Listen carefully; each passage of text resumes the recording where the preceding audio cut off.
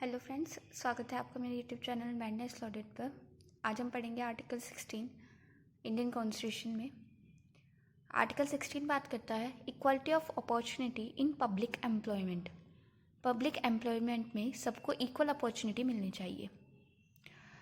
सब क्लोज 1 बात करता है gives equality of opportunity to all citizens for employment to any office under the state. Opportunity सबको equal मिलेगी, सब सिटीजन्स को किसी भी ऑफिस जो कि अंडर स्टेट है, मतलब स्टेट के अंडर में है, उस ऑफिस में अपॉर्चुनिटी सबको इक्वल मिलेगी। सबको सर्विस करने का जो मौका मिलेगा वो इक्वल मिलेगा। सेकंड क्लोज बात करता है 7 grounds given in article 15 only 5 grounds were given race, religion, caste, sex and place of birth. ये जो 5 ग्राउंड्स थे ये हमने आर्टिकल 15 में पढ़े थे, लेकिन इसमें 7 ग्राउंड है। इसमें एक्स्ट्रा है जो है वो है descent and residence are also given. Descent का मतलब होता है the origin and background of a person in terms of family और नेशनलिटी। क्लोज 3 बात करता है प्रोवाइड्स एक्सेप्शन फॉर रिजर्वेशन और basis of residence if it is a backward class और not adequately represented in the state services। फिर clause 4 बात करता है provides reservation in jobs for backward class of citizens not adequately represented. 4 का सब close है ए। ये बात करता है एडिड बाय 77th अमेंडमेंट से ये ऐड हुआ था, which provides reservation in promotion. ये बात करता है प्रमोशन में रिजर्वेशन की। 85th amendment added reservation in promotion with consequential seniority. Clause 4 sub clause B बात करता है added by 81st amendment called added carry forward rule and remove 50% ceiling on reservation in that regard. इससे पहले article में हमने पढ़ा था कि जो रिजर्वेशन था वो 50% पर मतलब 50% पर रोक दिया गया था रिजर्वेशन, लेकिन इसमें जो था वो रिमूव कर दिया गया 50% सीलिंग ऑन रिजर्वेशन। क्लोज 5 बात करता है for opportunity of incumbent of religious institutions, priest in a temple, bishop in a church etcetera, these provisions shall not apply. Clause 6 बात करता है added by 103rd amendment provides for reservation for economically weaker section EWS के reservation की बात करता है। इसमें सबसे पहले आता है, अब इसमें देखते हैं Kalelkar commission 1953। President appointed the first backward classes commission, popularly known as the Kaga-Kalelkar Commission, under Article 340 Clause 1 of the Constitution। President ने अपॉइंट किया फर्स्ट बैकवर्ड क्लास कमीशन, जो कि फेमस हुआ कागा कालेलकर कमीशन के नाम से, और उन्होंने ये अपॉइंटमेंट किस आर्टिकल के अंडर करी थी? आर्टिकल 340 सब क्लोज 1 के अंडर। विच इंटर आरिया had the mandate of identify methods of improving the condition of socially and educationally backward classes, जो बताता था इम्प्रूव करने के मेथड्स को, सोशली या एजुकेशनली जो बैकवर्ड क्लासेस थी उन्हें कैसे इम्प्रूव किया जाए। फिर इसके बाद आया मंडल कमीशन 1979 में। The second backward classes commission headed by BP Mandal was set up under article 340 clause 1 which was tasked with determining the criteria for defining the social या एजुकेशनली बैकवर्ड क्लासेस।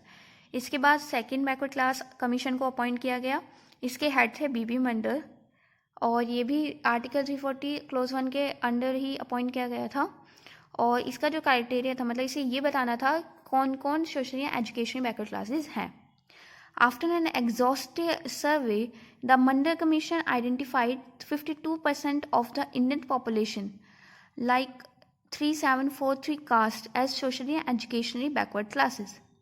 SC-BCs भी इन्हें बोलते हैं। बहुत ही ज़्यादा सर्वे के बाद मंडल कमीशन ने आइडेंटिफाई किया 52% इंडियन पॉपुलेशन को, जो कि थी 3743 caste. Subsequently it recommended a 27% reservation for SC-BCs in addition to the previously existing 22.5% reservation for SC and ST। तो इन्होंने ये रिकमेंड किया कि 27% जो रिजर्वेशन होगा वो SC-BCs के लिए भी होगा इन एडिशन, मतलब SC-ST के लिए जो भी प्रमोशन चल रहा, रिजर्वेशन चल रहा था 22.5, उसमें ही Prime Minister VP Singh issued Office of Memorandum on August 13, 1990 and reserved 27% of seats for the socially and educationally backward classes as OBC reservation. तो उस टाइम जो प्राइम मिनिस्टर थे वीपी सिंह, उन्होंने 27% रिजर्वेशन दे दिया SCBCs को. इसके बाद केस आया इंद्रस्वानी वर्सेस यूनियन ऑफ इंडिया 1993 का. The concept of a creamy layer was laid down and it was directed that such a creamy layer be excluded while identifying backward classes. तो इस case से creamy layer का जो concept था वो आया और ये डायरेक्ट करता था कि जो भी क्रीमी लेयर होगी वो एक्सक्लूड कर देगी identifying backward classes. Reservation was capped at 50% and no reservation in promotions were allowed. Reservation को बस मतलब रिजर्वेशन कह दिया गया कि बस 50% ही रिजर्वेशन होगा और प्रमोशंस में कोई भी रिजर्वेशन नहीं होगा. इस केस ने ओवररूल किया था T Devadasan versus union of India 1964 by declaring carry forward rule as constitutional as long as it does not exceed the 50% ceiling. तो इस केस ने ओवररूल कर दिया था टी देवादासन केस को और डिक्लेयर कर दिया था carry forward rule constitutional as long as ये 50% जो रिजर्वेशन की सीलिंग है उसे क्रॉस नहीं करेगा. इसके बाद हुआ 77th amendment 1995. Article 16 clause 4A added by which the government nullified the effect of Indra Sawhney. Article 14 clause 4 and sub clause A इसमें ऐड कर दिया गया गवर्नमेंट के द्वारा और जिसने नलिफाई कर दिया था इंद्रस्वानी के डिसीजन को. Article 16 4A allow the state to provide reservations to a SC/ST in matters of promotion as long as the state believes that SC/ST is not adequately represented in government services. तो जो article add हुआ था उसने state को ये कह दिया कि रिजर्वेशन अलाउ है प्रमोशन में SC/ST के लिए, लेकिन तभी तक जब तक वो बिलीव करते हैं कि SC/ST हमारी गवर्नमेंट सर्विसेज में एडिक्वेटली रिप्रेजेंट नहीं है. इसके बाद after reservation promotion was constitutionally recognized. It led to a situation where reserved category candidates who were promoted over general class counterparts became their senior due to earlier promotion. तो इस case में promotion में reservation भी allow कर दिया गया था. तो जो जूनियर कैटेगरी के थे SC/ST के तो उन्हें प्रमोशन मिल गया रिजर्वेशन के कारण, तो वो सीनियर हो जाते थे जनरल कैटेगरी के सीनियर के भी. इसे हम ऐसे समझते हैं जैसे A है और B है. तो इन्होंने ज्वाइन किया था 2006 में, जनरल है A और B को मिलता है रिजर्वेशन. ज्वाइन किया था A ने 2006 में एंड B ने किया था 2007 में. तो इनमें प्रमोशन हुआ क्योंकि रिजर्वेशन के कारण B को ज़्यादा जल्दी प्रमोशन मिल जाएगा 2008 में ही और जनरल कैटेगरी को थोड़ा लेट प्रमोशन मिलेगा तो 2009 में उसे प्रमोशन मिलेगा. तो इस वजह से जो जनरल का सीनियर बन जाता था रिजर्वेशन वाला candidate. This anomaly was addressed by two judgments, Union of India versus Veelpal Singh 1995 and Ajit Singh versus State of Punjab 1996, which introduced the concept of catch-up rule. Union of India versus Veelpal Singh 1995 का case है. The case was concerned with the legality of the extension of reservation to promotions in railway service, which enables specific groups, SC and ST, not only to get jobs on their caste labels, but also get promotions on the basis of same. तो इस case में इस बात पर चिंता जताई गई कि SC/ST को ना तो मतलब खाली उन्हें जो जॉब मिल रही है वो ही रिजर्वेशन से नहीं मिलती बल्कि प्रमोशन भी रिजर्वेशन से दिया जाने लगा. The Supreme Court held that seniority between reserved category candidates and general candidates shall continue to be governed by their panel position prepared at the time of selection, catch-up rule. इसे हम catch-up rules कहते हैं. इसका मतलब ये था कि जैसे जो रिजर्वेशन वाला कैंडिडेट है उसे प्रमोशन जल्दी मिल गया, लेकिन जब जो जनरल कैटेगरी वाले को प्रमोशन मिलेगा तो बाद में वो जनरल वाला ही सीनियर हो जाएगा. इसे ही हम कैचअप रूल कहेंगे. In other words, if a reserved category member is promoted earlier than his senior general candidate, The position showed that when the general candidate also gets promoted, later he should regain his seniority. इसका मतलब यही है जो मैंने अभी बताया कि अगर रिजर्व कैटेगरी वाले मेंबर को जल्दी प्रमोशन मिल जाता है और वो सीनियर बन जाता है जनरल कैंडिडेट का, तो जो पोजीशन होगी, जब जनरल कैंडिडेट वाले को प्रमोशन मिलेगा तो जो पोजीशन होगी वो पहले जैसी ही होगी. इसमें सेकंड केस देखते हैं. S Vinod Kumar versus union of India, 1996 का केस है ये.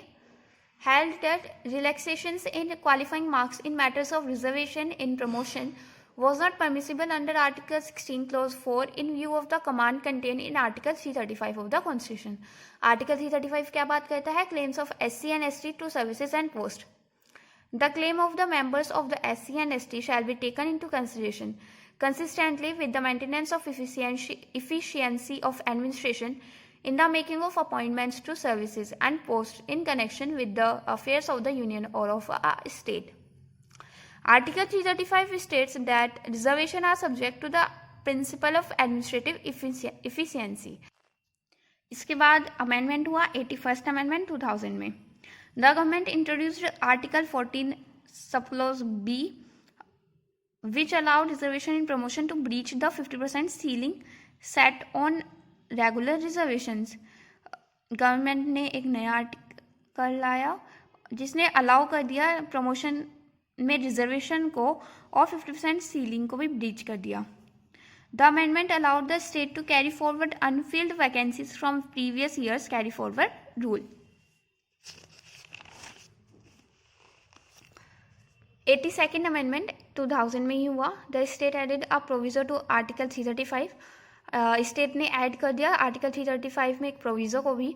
प्रोविजो टू आर्टिकल 335 ये बताता है, provided that nothing in this article shall prevent in making of any provision in favour of the members of the SC and ST for relaxation in qualifying marks in any examination or lowering the standards of evaluation for reservation in matters or promotion to any class or classes of services or posts in connection with the affairs of the union or of a state. इसके बाद आया 85th amendment 2001 में. In the 85th amendment parliament amended article 16 clause 4 sub close A and introduced the principle of consequential seniority to promoted SC and ST candidates and negated the catch-up rule. इसके बाद case आया Nagaraj versus union of India 2006 में. In Nagaraj the petitioners challenged the 78th, 81st, 82nd and 85th amendments before the supreme court. Nagaraj ने जो petitioner था उसने challenge कर दिया 77th, 81st, 82nd and 85th amendment को सुप्रीम कोर्ट के सामने. The 5 judge bench upheld the constitutional validity of reservation in promotion to SCs and ST. Constitutional validity reservation में प्रमोशन को मतलब बता दिया गया कि हाँ होगी. It upheld the consequential seniority rule under Article 16(4)(a), the carry forward rule under Article 16(4)(b), and the proviso to Article 335. However, the court noted that Article 4(a) and Article 4(b) are, मतलब ये Article 16(4)(a) and 16(4)(b) की बात हो रही है, are enabling provisions, and there is no automatic reservation and there is no automatic right to reservation in promotion for SC and STs. The court held that for reservation in promotion to be valid, the state has to meet the 3 compelling requirements. Court ने कहा कि promotion में जो reservation होगा अगर वो valid होगा तो उसे ये 3 रिक्वायरमेंट्स फुलफिल करनी होगी. सबसे पहले फर्स्ट रिक्वायरमेंट होगी demonstrate the backwardness of the SC and ST. Second requirement है prove that the SC and ST is inadequately represented in relevant public employment. And the third, maintain the overall efficiency of administration. ये नागराज का case इसमें बहुत ज़्यादा famous है और important भी है.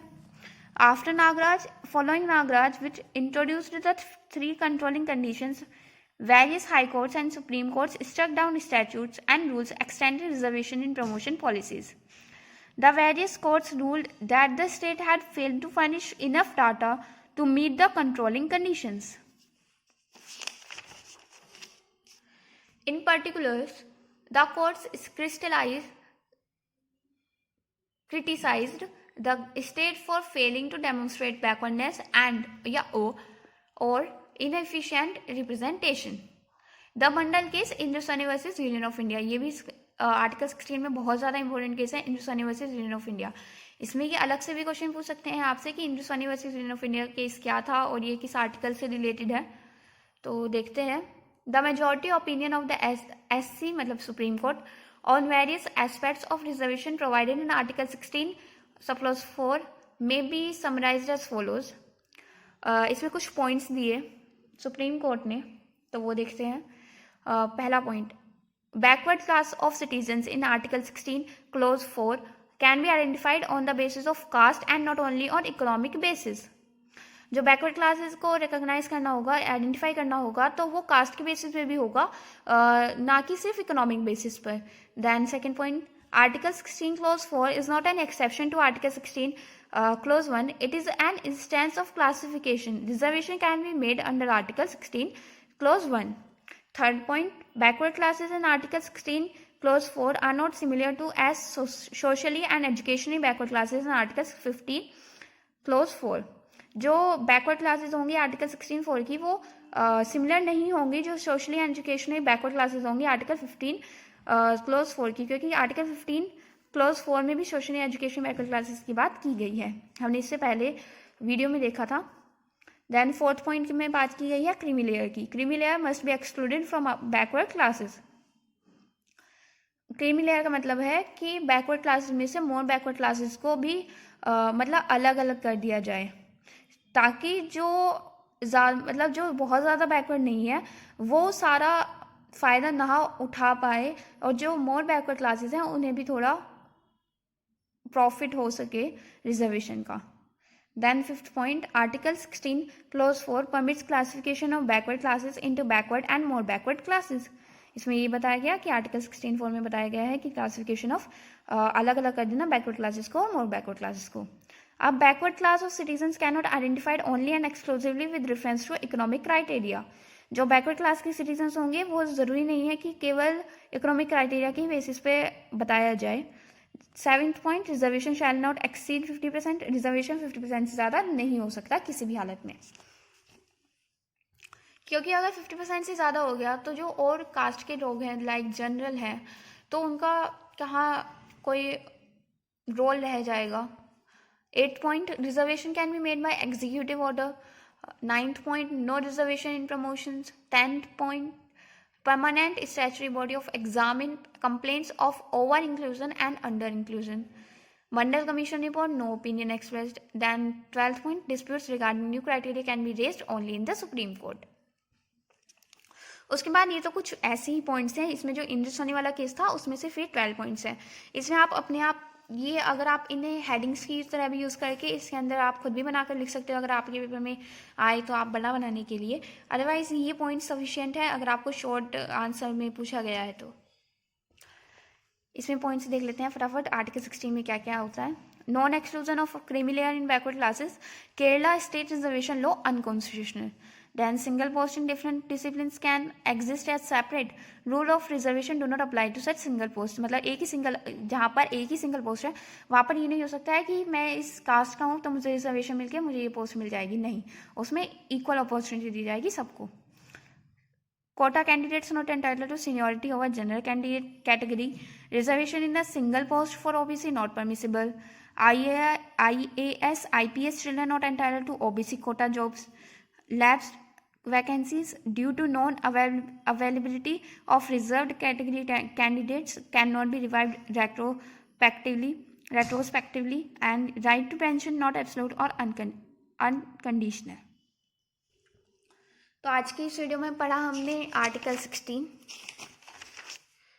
आपको मैं एक बात बताना चाहूँगी, ये हमने 81st अमेंडमेंट में पढ़ा था, तो ये जो होगा ये होगा आर्टिकल 16 क्लोज 4 भी होगा। ये आर्टिकल 14 भी थोड़ा गलत लिख लिया।